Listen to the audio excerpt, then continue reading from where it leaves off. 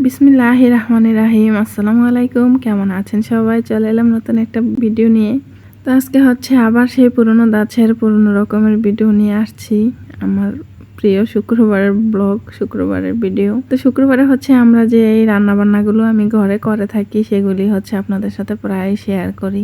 তো আজকেও করব। তো যেহেতু ওইরকমভাবে তেমন একটা ভিডিও আপলোড করা হয় না বা আপনাদের সাথে কোনো ভিডিও শেয়ার করা হয় না, তাই ভাবলাম যাক আজকে একটু করি। তো যাই হোক, আজকে হচ্ছে অনেক দেরি হয়ে গিয়েছিল। আজকে ঘুম থেকে উঠতে উঠতে অনেক দেরি হয়ে গিয়েছিল, যেহেতু ছুটির দিন আর আমি একটু অসুস্থ। প্রতিদিন সকালে উঠে নাস্তা বানানো, খাওয়া দাওয়া আমার একটু কষ্ট হয়ে যায় সব কিছু করতে। তো আজকে করবো রোস্ট পোলাও। আজকে প্রথম হচ্ছে আমি মশলা বেটে সব কিছু গুছিয়ে নিচ্ছিলাম, তারপরে হচ্ছে এখানে পেঁয়াজ কেটে নিলাম। আর কড়াইতে প্রথমে গোটা গরম মশলা দিয়ে তারপরে পেঁয়াজগুলো দিয়ে দিলাম। তো আমি হচ্ছে এভাবেই রান্না করি। গোটা গরম মশলাটা হচ্ছে তেলে ভেজে নিলে খুব সুন্দর একটা ঘ্রাণ আসে। তো তারপরে পেঁয়াজটা হচ্ছে হালকা একটু ভেজে বাটা মশলাগুলো দিয়ে দিলাম। তো এর মধ্যে আবার মেয়ে এসে পড়েছিল, ওদেরকে হচ্ছে একটু পড়তে বসিয়েছি। ওদের হচ্ছে পরীক্ষা রবিবারে। তো একদমই পড়তে বসতে চায় না বা পড়ে না, খুব দুষ্টুমি করে। দুজনে একদম পড়তে বসলে খুব বেশি কথা বলে ওরা। যেহেতু একসাথে দুইজন, একা হলে তো একটু কষ্টটা কম হতো। তো দুজনকে বসালে শুধুই কথা বলে, আর দিয়ে আসে বলে তো কথাই নেই।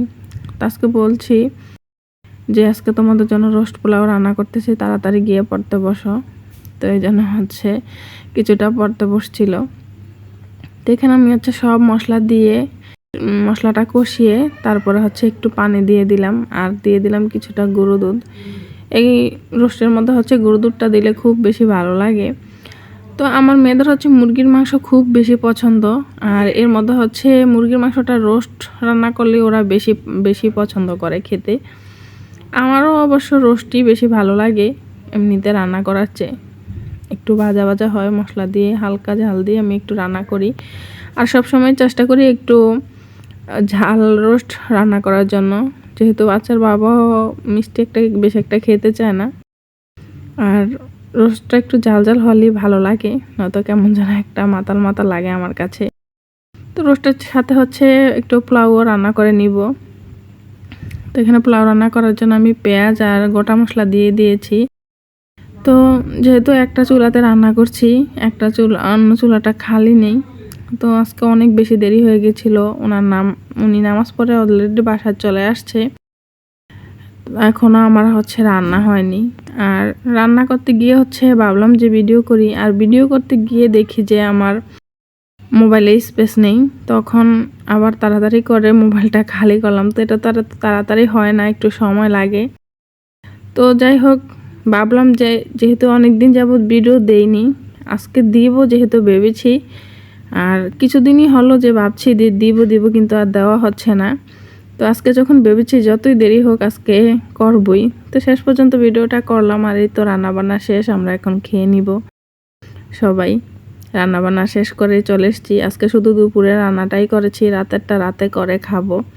তো চলুন, ভিডিওটা আজকের জন্য এখানেই শেষ করছি। সবাই ভালো থাকবেন, সুস্থ থাকবেন, সাবধানে থাকবেন। ভিডিওটা কেমন লাগলো কমেন্ট করে জানাবেন। ভিডিওটা ভালো লাগলে একটা লাইক, কমেন্ট আর শেয়ার করে দেবেন।